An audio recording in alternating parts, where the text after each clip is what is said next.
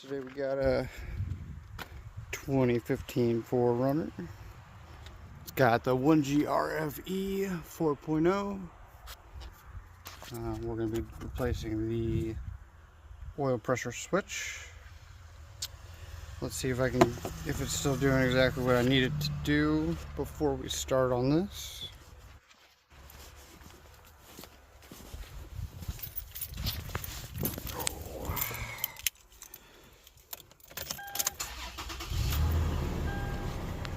So, at an idle, she gonna cooperate. So as you can see, the oil light is kind of flashing at me. If I give it RPMs, it stays off. If I let it come back down, she'll come on, go off, come on, go off. It's been doing this for a couple days now. I've put quite a few miles on it, and nothing engine related seems to be the issue. Nothing that seems concerning, like it was starving for oil or whatever. It does have a few miles on it, but let's jump right into it. So this hose is supposed to be routed underneath here, but I kind of started before I started recording. So I fished that out from underneath that hose just so I can get this out of my way. So we'll just leave that hooked up back up to there. And you got 3 bolts. One here, and then the third one is right there. Once you get those 3 off, you can pull the reservoir. So once you get your 3 bolts out, it allows you to swing this out of your way, which will make life a whole lot easier. Kind of hard to tell, but she's right there. That's our switch that we've got to replace. So I'm impatient, and I had a 2.4 liter out of an 07 Highlander, maybe an 05, I'm not sure. But I cross-referenced, and they do use the same oil pressure switch from year to year. So instead of buying a cheap Duralast one, I'm going to see if this one works for now until I can get a Toyota one on its way. I do not like putting aftermarket parts on, so I'd rather put this old sensor on out of the other engine than put a cheap one in it. So first we're going to have to get that disconnected, which you'll have a push button tab right here, and then you'll be able to pop it out. The sensor itself, let's see if I can get you set up. This is a 24 millimeter. So it's definitely going to be a 24. I have a 3/8 24 deep, which is kind of convenient. I don't have my stubby 3/8 ratchet at the moment, or I'd be using that instead, but at least I don't have to go from a 1/4 inch to a 1/2 inch. That's kind of nice. So first order of business, get that guy unplugged. Alright, I'm going to try not to knock that camera off. No guarantees. So let's see how that goes. Grab my flashlight real quick.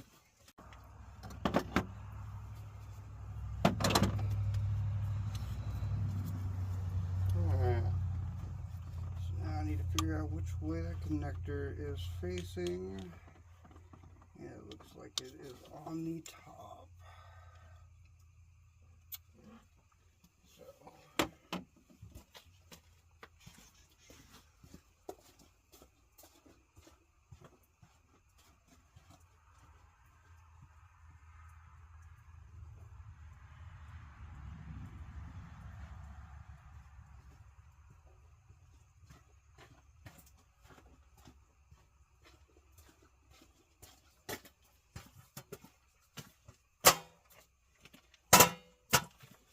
Had to go get me a stool.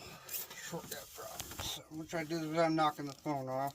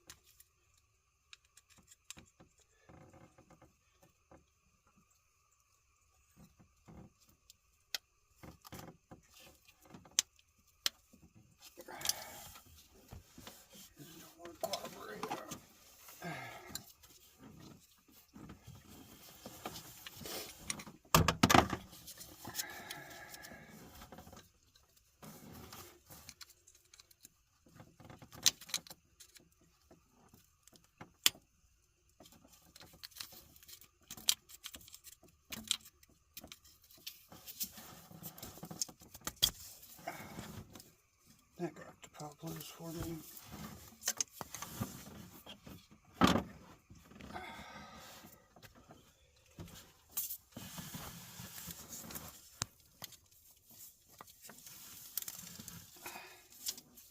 So you just got this one push tab right here.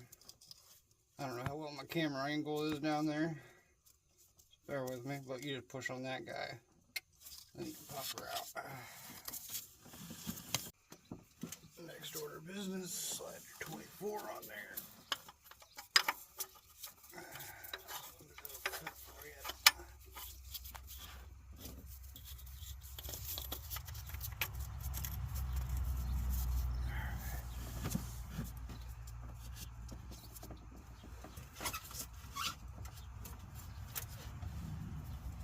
Daddy used to say, if it was easy, it'd be a whore.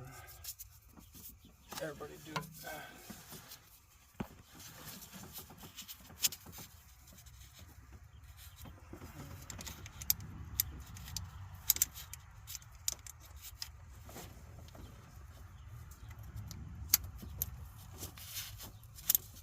That sounds like it snapped on for me.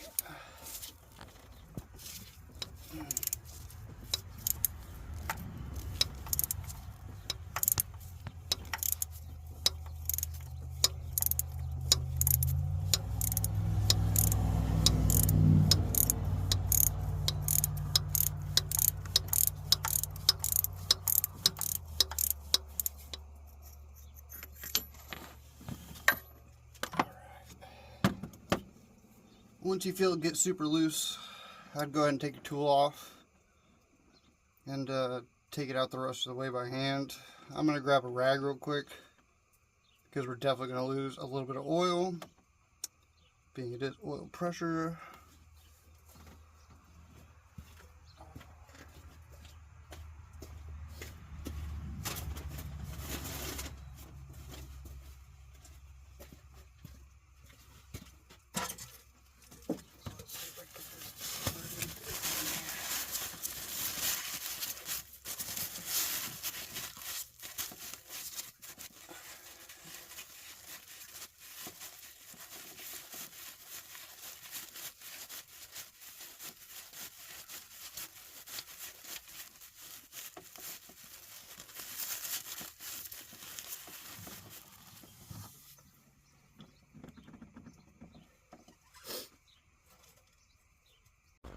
So I had actually replaced this sensor, I'd say maybe 30,000 miles ago, if that. And I replaced it with a cheap Duralast one, so here we are, doing it again.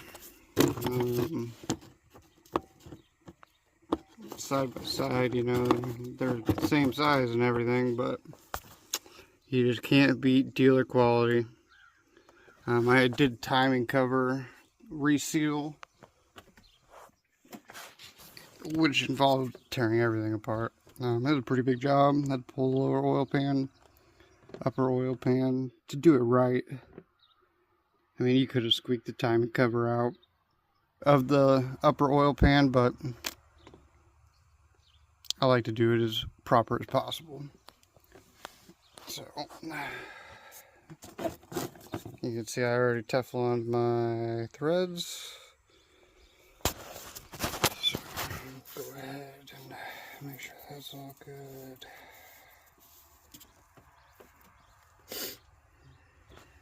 I'm gonna get you back in position.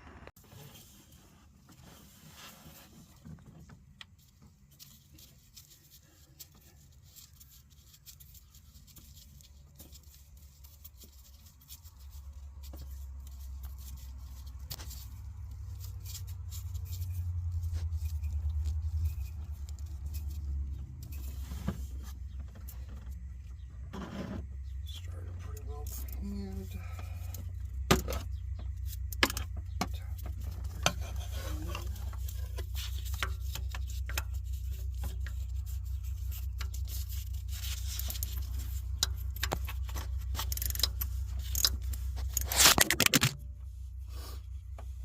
Aren't you a buzzkill? Different perspective. This time, maybe I'm gonna drop my phone.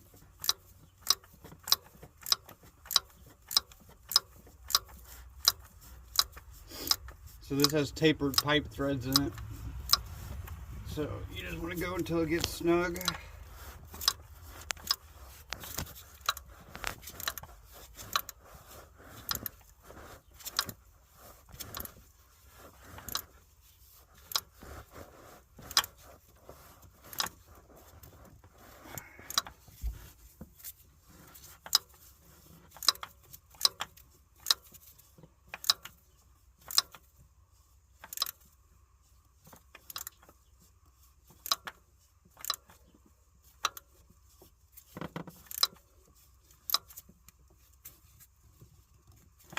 And then just go a little bit more.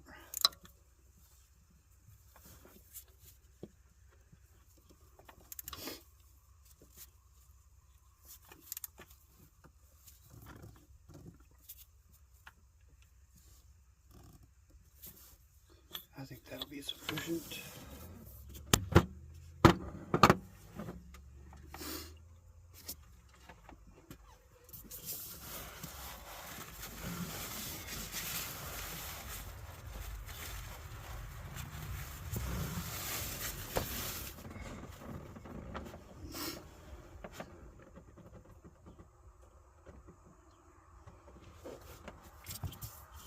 Plug it back in.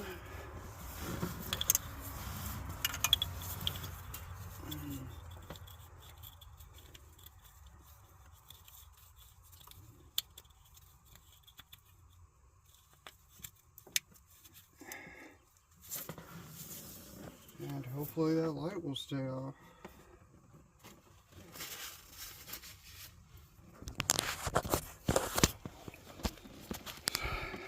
So before I put the reservoir back in its home, I'm going to start it up and make sure that it's, for one, not leaking, and two, hopefully that light will stay off. And if all that is good, then I'll throw the reservoir back on and double check the oil level, call it a day.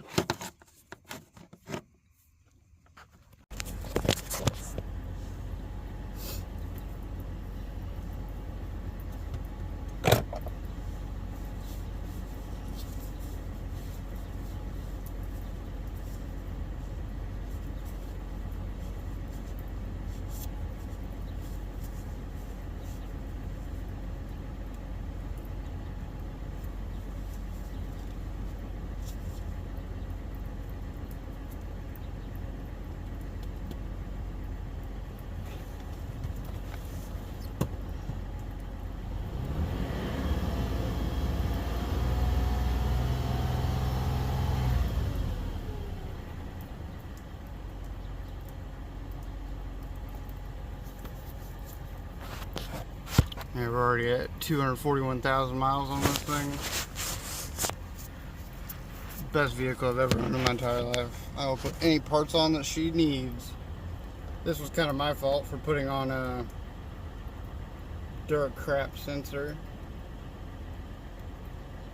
Sometimes convenience isn't worth the time or the money. Just end up doing it more than once. With that other sensor, it would have already triggered. So I feel confident that this is a confirmed fix.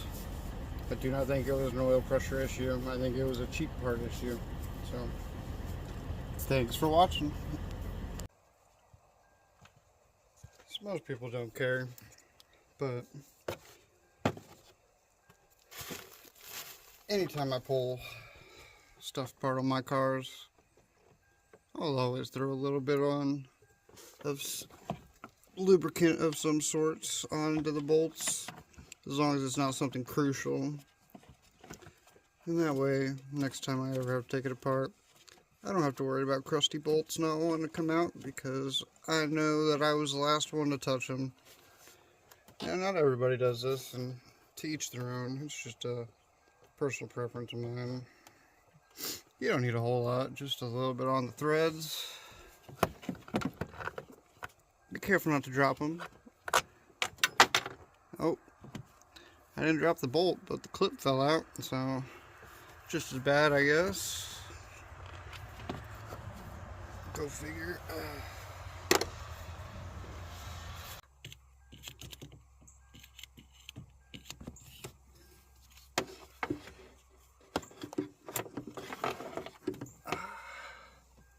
little bastard fell off on me.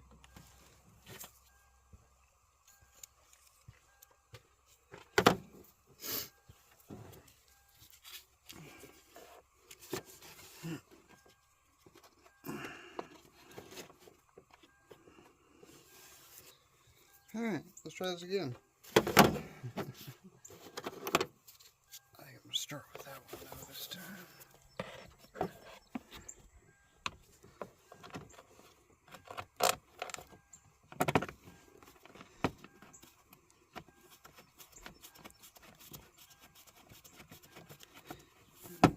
That guy started.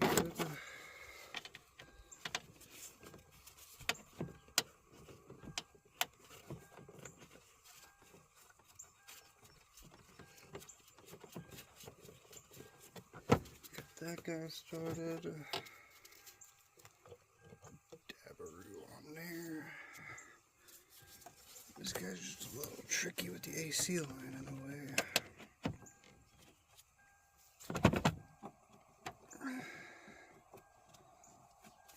And that guy started. These are 10 millimeters, by the way. I don't know if I mentioned that.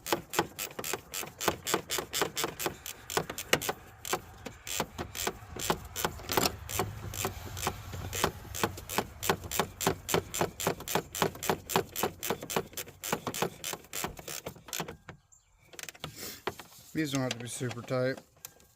Get them snug, bump them. That's probably good.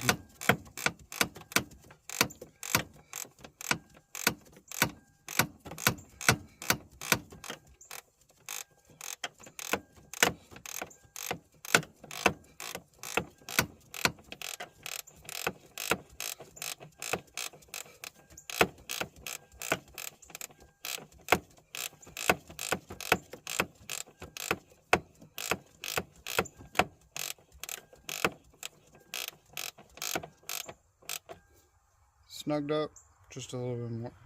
That's all I need. Ain't trying to crank it tight.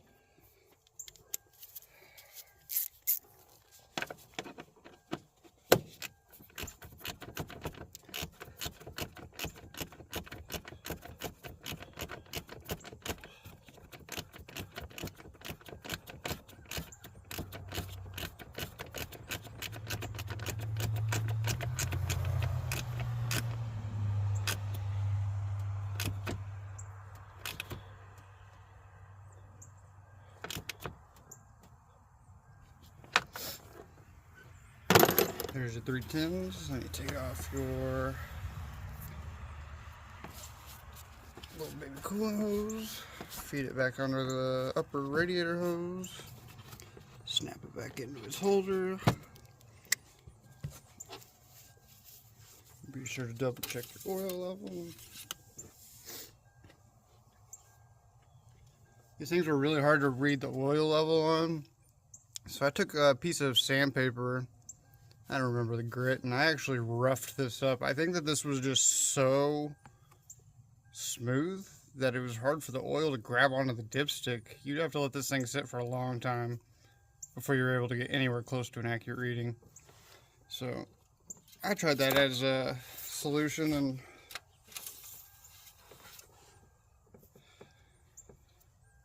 it does okay. Still got to leave the dipstick out for a minute to get an accurate reading. We'll just let that sit like that. But that's a repair.